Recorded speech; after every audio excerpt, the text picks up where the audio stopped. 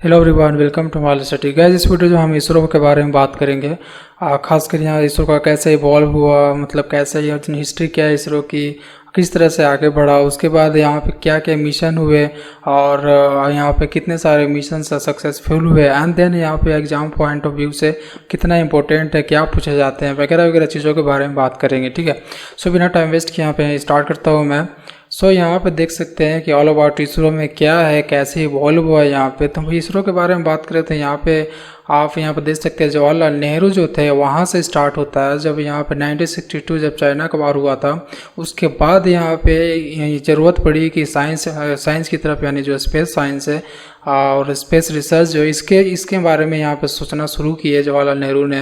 And then वहाँ पे गठन किया गया 1962 में।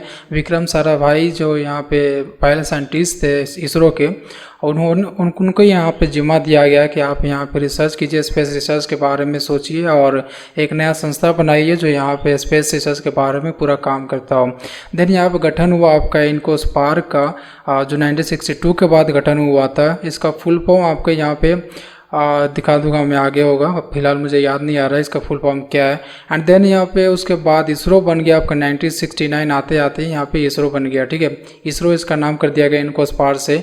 उसके बाद 1922 में government of India set up space commission, that is department of space DOS यहाँ पे किया गया, जिसके अंदर इसरो को यहाँ पे लाया गया और सारा जो इसरो के यहाँ पे फंडिंग वगैरह या फिर सारा मैनेजमेंट जो होती है वहाँ डॉस से होती है। अगर डिपार्टमेंट ऑफ स्पेस जो यहाँ पे जो भी बोलती है वो इसरो करना पड़ता है, और जो भी फंडिंग होता है ज़रूरत पड़ती है वो डॉस को यहाँ सूचित किया जाता है इसरो के थ्रू, और वहाँ से फंडिंग यहाँ पर रिलीज की जाती है गवर्नमेंट के थ्रू। ठीक है, उसके बाद यहाँ पे जब इसरो का इस्टेब्लिश हुआ तो उसके बारे में जो यहाँ पे आपको जैसे विक्रम साराभाई है तो इसने काफ़ी यहाँ पे मेहनत की, जिसकी हिस्ट्री है जैसे साइकिल पे यहाँ पे रॉकेट वगैरह ले जाना फील्ड में, वहाँ से लॉन्च करना, एक्सपेरिमेंट करना, ये सारी इसमें इन्वॉल्व है।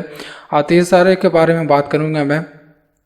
तो जैसा कि यहाँ पे प्राइम मिनिस्टर यहाँ जवाहरलाल नेहरू थे, तो ये सारे काफ़ी काम किए, इस पर फंडिंग वगैरह जो था इनमें सेपरेट किए और इनको दिए रिसर्च करने के लिए। उसके बाद यहाँ पे जब पहला सेटेलाइट था भारत का, आर्यभट्टा करके है। बहुत सारे कैंडिडेट यहाँ पे गलत कर जाते हैं कि पहला जो इंडियन सेटेलाइट है, इंडिया का पहला सेटेलाइट कौन सा है, वो इंसैट करके दिया था क्वेश्चंस में, और बहुत सारे वहाँ पर बच्चे गलत कर जाते हैं, इंसैट वगैरह मार देते हैं। बट यहाँ पर जो पहला सेटेलाइट है वो इंडिया का है, आर्यभट्ट करके है। ठीक है, जो सोवियत संघ ने यहाँ पर लॉन्च किया था इंडिया के लिए।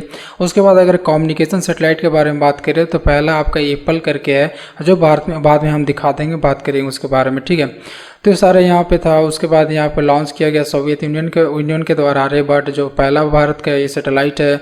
उसके बाद यहाँ पर 1980 में जो है यहाँ पे रोहिणी करके यहाँ पे लॉन्च किया गया था, जो इंडिया के द्वारा ही यहाँ पे लॉन्च किया गया था। उसके बारे में बात करेंगे आगे चल के। ठीक है, तो यहाँ पर देख सकते हैं साइकिल पे कैसे यहाँ पे रॉकेट को जो ऊपर का जो भाग है, ऊपर का हिस्सा जो है, यहाँ पे कैसे टॉप का जो हिस्सा होता है साइकिल पे ले जाया जाता था, वहाँ पे असेंबल किया जाता था, एंड देन उसके बाद एक्सपेरिमेंट किया जाता था।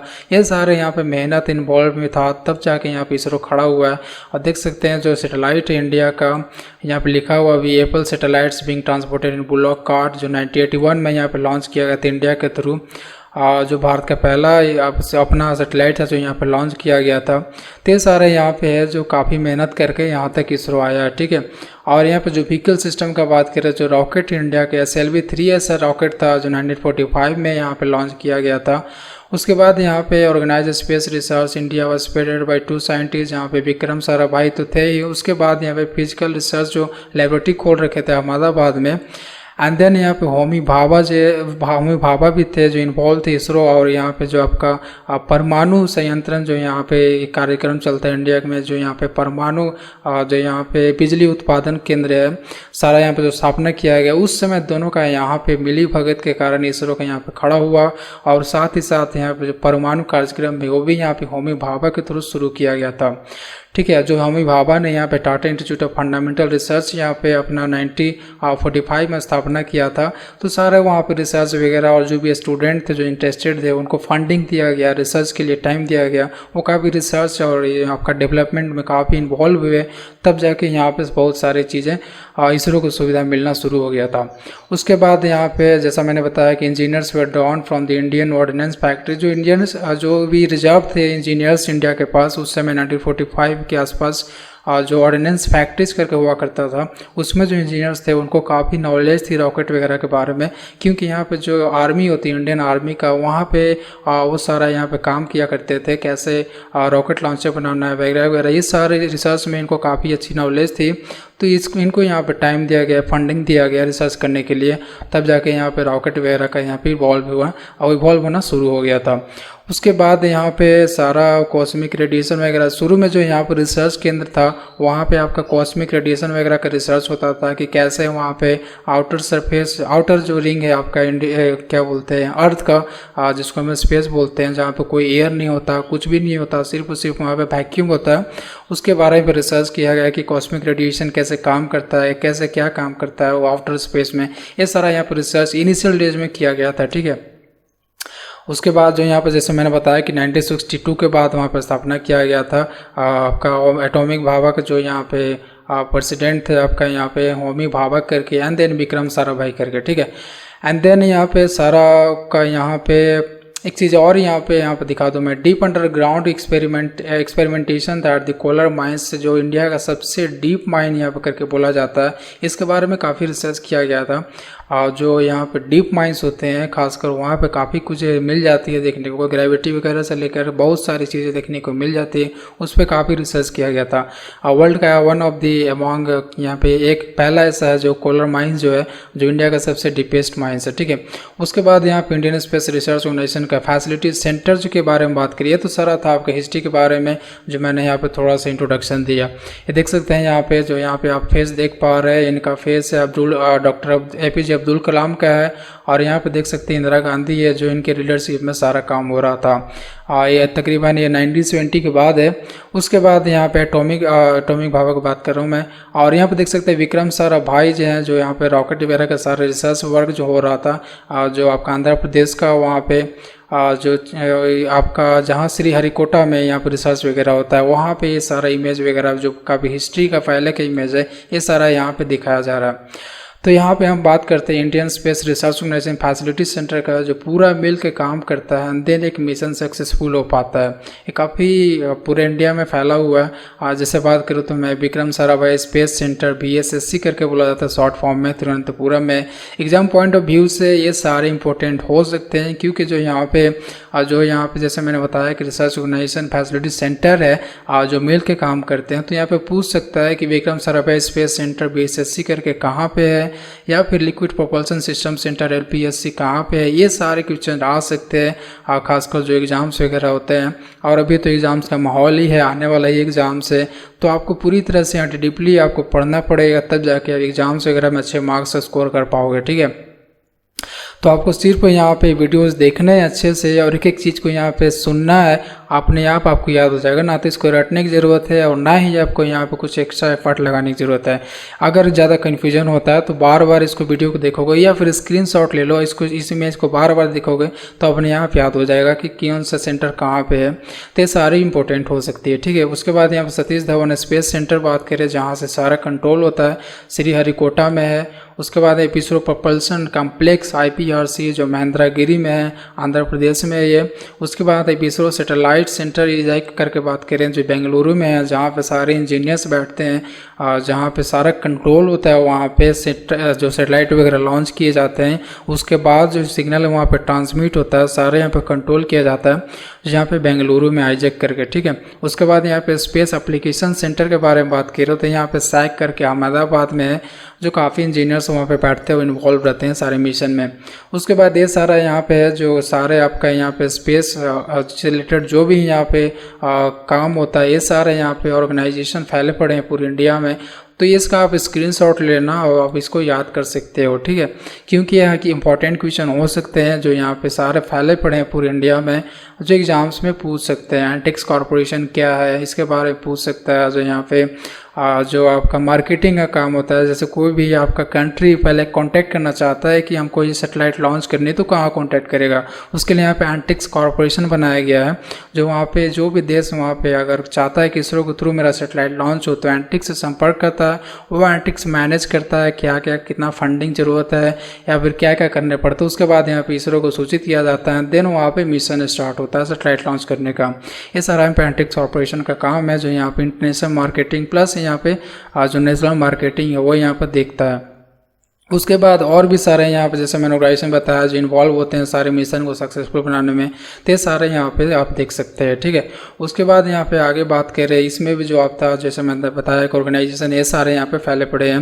एंड देन फ्यूचर प्रोजेक्ट्स के बारे में बात करें तो फ्यूचर प्रोजेक्ट्स क्या है, आप इसरो का काफ़ी लंबी चौड़ी यहाँ पे फैला हुआ 2023 तक यहाँ फिलहाल दिखा पा रहा हूँ मैं। जैसा कि यहाँ पे विकीपीडिया जो है यहाँ से मैं स्क्रीनशॉट ले रखा है, जो 2023 तक का मिशन देखा रखा है। जुपिटर का यहाँ पे अनाउंस नहीं किया गया है कि कब स्टार्ट किया जाएगा, तो यह सब देख सकते हो कि अर्थ ऑब्जर्वेशन सैटेलाइट्स का यहाँ पे जो मिशन वगैरह यहाँ पे ये शुरू करना बाकी है। और उसके बाद we will also undertake the development of new launch vehicles, जो यहाँ पे आपका जियोसिंक्रोनस का और जियोसिंक्रोनस का जो यहाँ पे GSLV Mark 3 जो लॉन्चर सबसे लेटेस्ट लॉन्चर इंडिया का रॉकेट जो है वो तो है ही, जो सबसे यहाँ पे हैवी प्लस जो सबसे ताकतवर अभी इसरो के पास है, जिसके थ्रू यहाँ पे चंद्रयान 2 जो यहाँ पे लॉन्च किया गया। प्लस उसके अलावा यहाँ पे काम चल रहा है न्यू लॉन्च व्हीकल पे, जो उससे भी ताकतवर होना चाहिए। और यहाँ पे जो भी सैटेलाइट्स वगैरह अपने इसरो खुद लॉन्च कर सके, ना कि अपना यूरोप जो वगैरह आर्यन 5 रॉकेट यूज करता है, खासकर यहाँ पे जब खुद का नाविक जो है यहाँ पे मिशन है, जिसके लिए यहाँ पे जो GPS है यूएस का यहाँ पे, उसी तरह जो नाविक इंडिया का है उसका सारा जो यहाँ पे आपका मिशन है सारा सैटेलाइट हो एरियन 5 रॉकेट के थ्रू लॉन्च किया गया है। तो खासकर वहाँ पे उसी के लिए यहाँ पे सारा न्यू लॉन्च व्हीकल बनाया जा रहा है, ताकि खुद से ही अपना इसरो लॉन्च कर सके, ना कि किसी और यहाँ पे जो ऑर्गेनाइजेशंस है जो स्पेस रिलेटेड है उसको यहाँ पे हेल्प लेना पड़े। उसके बाद यहाँ पे एक मिशन और जो क्रूड ऑर्बिटल व्हीकल करके यहाँ पे ये बनाने का इसका मिशन है, ताकि जो ह्यूमन्स लोग को भेजे जाते हैं स्पेस में, उसके लिए यहाँ पे बनाने की एक मिशन यहाँ पे शुरू करना बाकी है। उसके बाद यहाँ पे एक स्पेस स्टेशन भी बनाना इसरो को, यानी कि पहले यहाँ पे क्रूड ऑर्बिटल व्हीकल बनाएगा, तब जाकर उसके बाद स्पेस स्टेशन बनाएगा, ताकि स्पेस में जो भी आउटर स्पेस में रिसर्च करना होता है, जैसा यहाँ पे ISS या फिर इंटरनेशनल स्पेस स्टेशन है जो USA है, रसिया, यूरोप और कनाडा मिलकर यहाँ पे सारे अपना स्थापना कर रखे हैं, जो वहाँ पे बार बार जब भी वहाँ पे खाली पड़ता है वो स्पेस स्टेशन, तब अपना साइंटिस्ट वहाँ पे भेजते हैं और उसमें वहाँ पे रिसर्च किया जाता है। उसके बाद फिर वहाँ पे उसको रॉकेट के थ्रू वापस ले आया जाता है। तो इस तरह से यहाँ पे इंडिया भी अपना स्पेस स्टेशन बनाएगा फ्यूचर में, जो यहाँ पे सारा अभी मिशन जो शुरू होना बाकी है। उसके बाद यहाँ पे प्रोब्स टू मार्स यानी MOM 2 यहाँ पे लॉन्च करेगा, जो हो सकता है इस पर काम करे अच्छी तरीके से, जैसा कि चंद्रयान 2 जो लैंडिंग है सॉफ्ट लैंडिंग, उसी तरह से हो सकता है MOM 2 का भी वहाँ पे सॉफ्ट लैंडिंग कराया जाए। जो आपका मार्स है वहाँ पे सारा मिशन हो सकता है, वहाँ पे ये काम किया जा सकता है। उसके बाद में वेनस का भी है, जो पहला मिशन होगा भारत का वेनस के लिए। सन के लिए भी पहला मिशन होगा, सन के लिए भी यहाँ पे प्रोजेक्ट शुरू करना बाकी है। जैसा कि यहाँ पे US ने अपना नासा जो है वहाँ पे भेज चुका है ऑलरेडी यहाँ पे सन की तरफ एक सैटेलाइट, और वहाँ पे सारा जो भी वहाँ पे मिशंस जो भी वहाँ पे हरकतें होती है वो सारा वहाँ इमेज खींच के या वीडियो के रूप में यहाँ पे नासा को भेजता है, वहाँ पे एनालाइज किया जाता है, सारे वहाँ पे एक्टिविटी देखी जाती है कि सन की क्या एक्टिविटी हो रही है।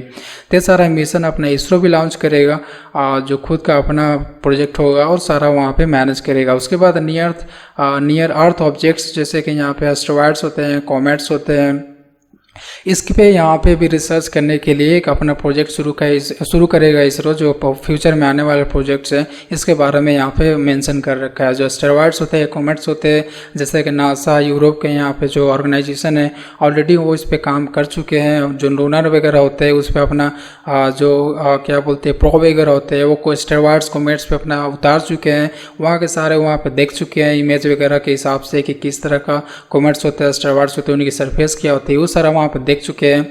इसी प्रकार यहाँ पे एस्टेरॉयड्स और कॉमेट्स पे अपना इसरो भी मिशन लॉन्च करेगा, अपना प्रोब उतार के या फिर हो सकता है उसके करीब जाके रिसर्च करने की कोशिश करेगा। तो आप देख सकते हैं यहाँ पे सन का जो यहाँ पे मिशन होगा आदित्य L1 करके यहाँ पे मेंशन किया गया है। PSLV जो रॉकेट है इंडिया का, PSLV XL इसरो का, उसके थ्रू लॉन्च करना है। यहाँ पे जैसा दिखाया जा रहा है कि सन का जो होगा ऑर्बिटर 2021 में लॉन्च किया जाएगा, फिलहाल यहाँ पे दिखाया जा रहा है। उसके बाद मार्स का यहाँ पे मार्स ऑर्बिटर मिशन 2, जैसा कि MOM-2 मैंने यहाँ पे लिख रखा है, जिसको मंगलयान 2 करके भी बोला जाता है, इसे GSLV से लॉन्च किया जाएगा Mark 3 से। उसके बाद वेनस का भी प्रोजेक्ट यहाँ पे दिखाया जा रहा है जो 2023 में लॉन्च किया जाना है, और शुक्रयान 1 करके यहाँ पे मिशन की लिखा गया है। उसके बाद वेनस मिशन यहाँ पे है जो इंग्लिश वर्जन में है। एंड देन यहाँ पे GSLV Mark 3 से ही इसको लॉन्च किया जाना है, जो यहाँ पे जो वेनस के बारे में रिसर्च करेगा और यहाँ पे ऑब्जर्व करने की कोशिश करेगा किस टाइप का वेनस होता है, वेनस है इस टाइप से। जैसे नासा वगैरह यहाँ पे अपना ऑलरेडी प्रोब भेज चुका है वेनस की तरफ। एंड उसके बाद यहाँ पे कम्युनिकेशन सैटेलाइट के बारे में बात करें कि इंडिया के कितने कम्युनिकेशन सैटेलाइट है थ्रू आउट द लाइफ, अब तक जितने भी यहाँ पे कम्युनिकेशन सैटेलाइट लॉन्च कर रखे हैं यहाँ पे थ्रू यहाँ पे आपका क्या बोल सकते हैं यूरोप का जो स्पेस एजेंसी है एरियन 5 रॉकेट जो उसका हैवी रॉकेट है उसके थ्रू सारा यहाँ पे लॉन्च किया गया। इंडिया ऐसा कोई कम्युनिकेशन सैटेलाइट लॉन्च नहीं किया अभी तक जो यहाँ पे कमर्शियली जो यहाँ पे दिखाया जा सके, ठीक है। तो आप देख सकते हैं इनसैट 4A करके, इनसैट 4B, GSAT 8, GSAT 10, ये सारे यहाँ पे कम्युनिकेशन सैटेलाइट है जो एरियन 5 रॉकेट होता है उसे लॉन्च किया गया है यूरोप से। इसमें जो इम्पोर्टेंट है पॉइंट जैसे एग्जाम पॉइंट ऑफ व्यू के बारे में बात करें यहाँ पे, तो आपको यहाँ पर सिर्फ नाम पूछते हैं कि रॉकेट का नाम जो है ये कब लॉन्च किया गया था, यानी कि डेट पूछता है आपको।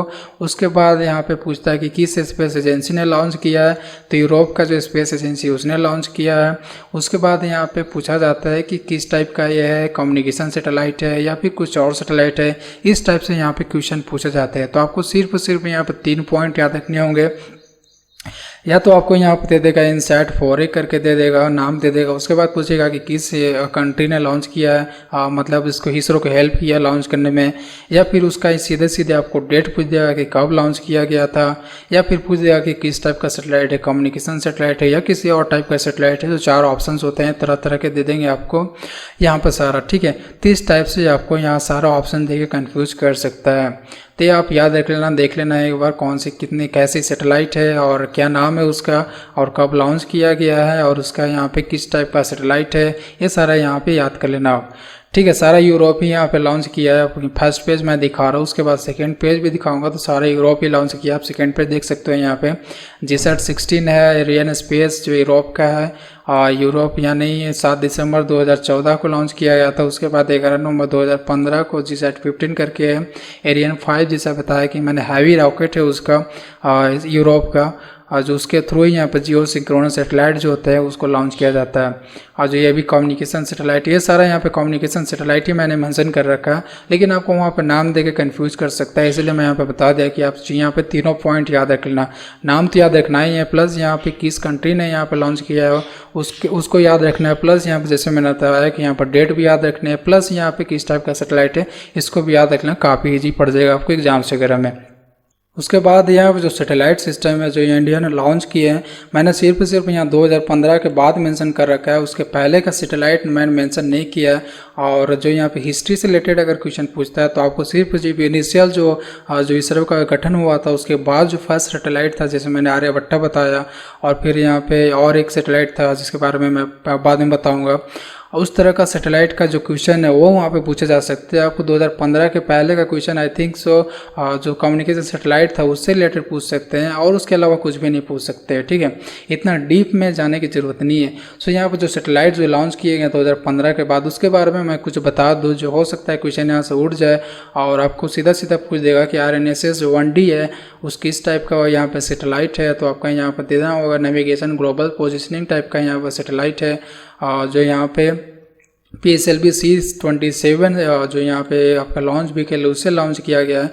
तो इसमें जो एग्जाम पॉइंट ऑफ व्यू के बारे में बात करें कि किस टाइप से यहाँ पे क्वेश्चन उठा सकता है, तो यहाँ पे आपको रॉकेट पूछ सकता है, किस रॉकेट से लॉन्च किया गया, और यहाँ पर डेट पूछ सकता है, या फिर आपको यहाँ पे जो डिसिप्लिन जैसे मैंने बताया कि यहाँ पे नेविगेशन ग्लोबल पोजिशनिंग टाइप का सैटेलाइट है, या फिर कम्युनिकेशन सैटेलाइट है जो यहाँ पे GSAT-6 करके है, INSAT-4E भी इसका उपनाम है, ये करके यहाँ पे है। तो इस टाइप का यहाँ पे क्वेश्चन पूछे जा सकते हैं। तो इसमें हम बात करूँ तो सिर्फ आपको यहाँ पे भी 3 पॉइंट याद रखने, जैसा कि मैंने कम्युनिकेशन बताया था, कम्युनिकेशन सैटेलाइट के बारे में बताया था। तो यहाँ पे भी आपको ये किस टाइप का ये सैटेलाइट है, उसके बाद यहाँ पे किस डेट को लॉन्च किया गया था, किस व्हीकल से लॉन्च किया गया था, और अगर व्हीकल आपको याद हो जाएगा तो कंट्री अपने आप ही याद हो जाएगा, ठीक है। अगर एरियन 5 यहाँ पे लिखा रहता है व्हीकल तो आपको अपने आप यूरोप याद आ जाएगा, या फिर आपका यहाँ पे जो भी यहाँ पे GSLV Mark 3 है या फिर आपका PSLV है तो सीधा सीधा आपको यहाँ पे रिलेट कर सकते हो इंडिया से, तो अपने आप याद हो जाएगा। उसके बाद यहाँ पे सतीश धवन श्रीहरिकोटा से लॉन्च किया गया है। सिर्फ इसका एक ही यहाँ पे लॉन्चिंग जो पैड है वो इंडिया का सिर्फ एक ही है, इसको याद रखना बहुत बड़ा मुश्किल काम नहीं है, ठीक है। तो सिर्फ आपको यहाँ पे लॉन्च व्हीकल याद रखना है, किस लॉन्च व्हीकल से यहाँ पे आपको लॉन्च किया गया है, डेट याद रखना है, प्लस किस टाइप का यहाँ पे सैटेलाइट है, ये आपको इस तरह से याद रखने नाम के हिसाब से। तो सारे यहाँ पे इतनी सारे मैंने यहाँ पे मेंशन कर रखा है सैटेलाइट का नाम, जो 2015 के बाद का है, किस टाइप का सैटेलाइट है, ये सारे यहाँ पे मैंने मेंशन कर रखा है। तो ज़्यादा इंपॉर्टेंट हो सकता है क्वेश्चन है, क्योंकि सैटेलाइट से क्वेश्चन अभी इसरो का जो यहाँ पे न्यूज़ है काफ़ी पॉपअप करके आ रहा है हर न्यूज़ चैनल पे और यहाँ पे हर न्यूज़पेपर में। तो क्वेश्चन वगैरह काफ़ी हो सकता है कि 1 से 2 क्वेश्चन, 2 ही क्वेश्चन यहाँ पे ज़्यादा पूछ सकता है, उससे ज़्यादा मेरे को नहीं लगता है कि उससे क्वेश्चन ज़्यादा पूछ सकता है। तो आप इस तरह का याद रख पाओगे, हर एग्जाम के लिए हो सकता है इंपॉर्टेंट हो सैटेलाइट के नाम से, या आप याद रख पाओगे तो सारा कुछ यहाँ पे इंपॉर्टेंट क्वेश्चन जो है वो बन पाएंगे इसलिए, ठीक है। तो सारा यहाँ पे सैटेलाइट है, आप देख लेना, यहाँ पे स्क्रीनशॉट ले लेना, या फिर वीडियो को बार देख लेना, ये सारे कुछ अपने आप याद हो जाएगा। आपको रट्टा मारने की जरूरत नहीं, आप रट्टा मारोगे याद ही नहीं होगा, आप कंफ्यूज हो जाओगे कौन से सैटेलाइट से कैसे रिलेट करें, ठीक है। और जो लेटेस्ट है 2018 के बाद का सैटेलाइट खासकर है उसको आप ज़्यादा यहाँ पे ध्यान देना। जैसे मैंने यहाँ पे 2018 से बात करूँ तो माइक्रोसैट से लेकर यहाँ पे कार्टोसैट से लेकर आपको यहाँ तक जो है जो फरवरी तक लॉन्च किया, अप्रैल तक लॉन्च किया गया, एमीसैट करके यहाँ पे जो 1 अप्रैल 2019 को लॉन्च किया गया, लेटेस्ट सैटेलाइट से इंडिया के थ्रू लॉन्च किया गया है सारा यहाँ पे। तो ये काफ़ी इंपॉर्टेंट हो सकता है। एक यहाँ पे GSAT-31 है जो यहाँ पे टेलीकम्युनिकेशन सैटेलाइट है, जो एरियन 5 जो रॉकेट है यूरोप का उससे लॉन्च किया गया है, ठीक है। जो यहाँ पे गुयाना करके यहाँ पे है उसका लॉन्च व्हीकल जो लॉन्च पैड है वहाँ से लॉन्च किया गया। तो ये सारा सिर्फ एक ही एक इसमें है, लेकिन आपको यहाँ पे 2018 के जैसे मैंने बताया कि उसके बाद जो सैटेलाइट यहाँ पे लॉन्च किए गए उसको खासकर ज़्यादा ध्यान देना, क्योंकि वहाँ से जो न्यूज़ में आते रहते हैं और इससे ज़्यादा क्वेश्चन उठ सकते हैं। उसके बाद हम प्रोजेक्ट 2019 के बारे में बात करें, जो इसरो का यहाँ पे प्रोजेक्ट अभी 2019 में पेंडिंग है और यहाँ पे होने वाले हैं। जैसा मैं यहाँ पे देख सकते हो GSLV Mark 3 का रॉकेट जो चंद्रयान 2 को लॉन्च कर रखा है, ऑलरेडी यहाँ पे लॉन्च कर दिया है। उसके बाद यहाँ पे GSAT-20 करके यहाँ पे जो पेंडिंग में इसरो का 2019 में लॉन्च होने हैं। उसके बाद यहाँ पे कार्टोसैट जो 3 करके यहाँ पे सैटेलाइट है ये भी यहाँ पे लॉन्च होने वाले हैं। जो यहाँ पे कार्टोसैट 2 का यहाँ पे नेक्स्ट वर्जन है, जो यहाँ पे कार्टोसैट 2 जो है काफ़ी पहले लॉन्च किया गया था। उसके बाद अब कार्टोसैट 3 यहाँ पे लॉन्च किया जाना है, जो 2019 का यहाँ पे मिशन रखा गया है और कुछ ही महीनों में इसको लॉन्च कर दिया जाएगा। तो ये सारा 2019 का प्रोजेक्ट है और हो सकता है यहाँ पे इससे रिलेटेड क्वेश्चन मेरे ख्याल से नहीं आ सकता, क्योंकि ये फ्यूचर प्रोजेक्ट है जो यहाँ पे ऑलरेडी यहाँ पे लॉन्च हो चुके हैं सैटेलाइट वगैरह, उससे क्वेश्चन ज़्यादा आते हैं, न कि यहाँ पे फ्यूचर जो यहाँ पर प्रोजेक्ट है उससे क्वेश्चन उठाएगा, ठीक है। तो ज़्यादा इंपॉर्टेंट नहीं है, सिर्फ जानकारी रख लो कि कौन कौन से सैटेलाइट है जो यहाँ पर 2019 में लॉन्च होने वाले हैं और जो नज़दीकी दिनों में हो सकता है लॉन्च कर दे सारा, ठीक है। उसके बाद यहाँ पे सारा 2019 के ही सैटेलाइट है, निसार करके, दिशा करके, और ये सारे सैटेलाइट अभी लॉन्च होने बाकी है। और यहाँ पे देख सकते हो चंद्रयान जो 2 लॉन्च किया गया है, इसका सैटेलाइट है, इसका यहाँ पे जो वहाँ पे व्हीकल जो आप वहाँ क्या बोलते प्रोब है जो इसरो का जो वहाँ पे चंद्रमा पे लैंड करेगा, ये सारा यहाँ पे 2 व्हीकल्स है जो यहाँ पे लैंड करेगा इसरो का, ठीक है। ये चंद्रयान 2 का पूरा फोटो मैंने डाल रखा है यहाँ पे।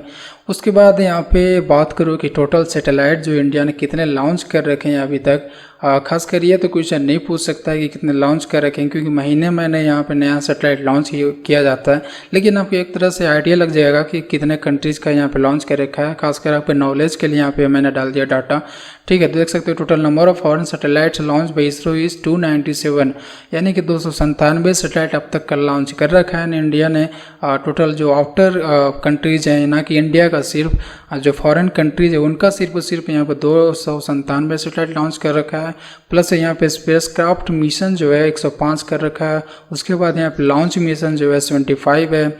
उसके बाद यहाँ पे स्टूडेंट सैटेलाइट है जो इंडिया का है वो 10 है। उसके बाद यहाँ पे री एंट्री मिशन जो यहाँ पे 2 है। जैसा कि यहाँ पे आपका फाल्कन रॉकेट जो है क्या बोलते हैं उसका, जो यहाँ पे अमेरिकन प्राइवेट एजेंसी जो है उसका नाम याद नहीं आ रहा है, तो यहाँ पे एक्स स्पेस करके वहाँ पे है। तो इस टाइप से यहाँ पे जो री एंट्री मिशन जो होते हैं, जो लॉन्च करने के बाद उसका रॉकेट वापस आ जाता है, तो उसी टाइप का यहाँ पे एक्सपेरिमेंटल था इंडिया का, इसरो का खासकर जो यहाँ पे मिशन किया गया था, री एंट्री मिशन बोलते हैं इसको, जो यहाँ पे 2 बार लॉन्च किया गया, जो सक्सेसफुल हुआ अब तक का। लेकिन उसको सिर्फ अभी एक्सपेरिमेंटल पीरियड में है, पूरी तरह से कमर्शियलाइज नहीं किया गया। और जैसा कि मैंने बताया कि इंडिया का फर्स्ट सैटेलाइट कौन सा था, तो यहाँ पे आर्यभट्टा था, जो यहाँ पे जैसा कि मैंने बताया था कि सोवियत यूनियन जो था उसने यहाँ पे इंडिया के लिए आर्यभट्टा सैटेलाइट लॉन्च किया था, ठीक है। उसके बाद अगर हम इंडिया के बारे में बात करें कि इंडिया का कौन सा ऐसा सैटेलाइट है जो अपना खुद से लॉन्च किया था और जो कमर्शियल था, ना कि एक्सपेरिमेंटल था, ठीक है। तो आर्यभट्टा देख सकते हैं सोवियत यूनियन ने लॉन्च किया था अर्थ साइंसेस के लिए, स्पेस फिजिक्स के लिए, ये 2 फंडामेंटल इसका काम था। और 19 अप्रैल 1975 में यहाँ से लॉन्च किया गया था इंटर कॉस्मोस 2, और जिसका लॉन्च व्हीकल है सोवियत यूनियन का। तब वो सोवियत यूनियन बोला जाता था, ना कि रसिया बोला जाता था, ठीक है। तो उस समय 1925 का ये मिशन था जो यहाँ पे आर्यभट्टा था, पहला इंडिया का सैटेलाइट था। उसके बाद यहाँ पे ये सारे क्वेश्चन नहीं पूछे जाते हैं जो भास्कर सेगा करके है। एक क्वेश्चन सिर्फ यहाँ पे सिर्फ जानकारी के लिए मैंने यहाँ पर डाटा डाल दिया है, और जो यहाँ पर डाटा आप देख पा रहे हो ये इंपॉर्टेंट नहीं है। सिर्फ आर्यभट्टा भी याद रखना, जो फर्स्ट सैटेलाइट है इंडिया का, पूछा जाएगा कि कौन सा था, तो आर्यभट्टा था। अगर क्वेश्चन में ये पूछा जाता है कि इंडिया ने अपना खुद का सैटेलाइट फर्स्ट टाइम कब लॉन्च किया था, तब ये इंपॉर्टेंट हो जाता है। आपको यहाँ पे रोहिणी RS-1 करके जो है ये आपको याद रखने पड़ेंगे, खासकर जब ये पूछा जाता है कि इंडिया ने खुद अपने से सैटेलाइट कब लॉन्च किया था जो कमर्शियल था, तो आपको यहाँ पर रोहिणी RS-1 करके याद रखना पड़ेगा। अगर आपने यहाँ पर गलत कर दी तो आपका 1 नंबर कट जाएगा, ठीक है। जो यहाँ पर 18 जुलाई 1980 में लॉन्च किया गया था। और SLV 3 करके जो यहाँ पर रॉकेट इंडिया का, और जो इनिशियल डेज में बनाया था ने काफ़ी मेहनत करके, जो यहाँ पे विक्रम साराभाई करके यहाँ पे जो थे वो सारा मेहनत करके यहाँ पर रॉकेट बनाए थे SLV 3 करके, तो इससे लॉन्च किया गया था यहाँ पे, ठीक है। सतीश धवन जैसे मैंने बताया सिर्फ इंडिया के एक ही लॉन्च पैड है।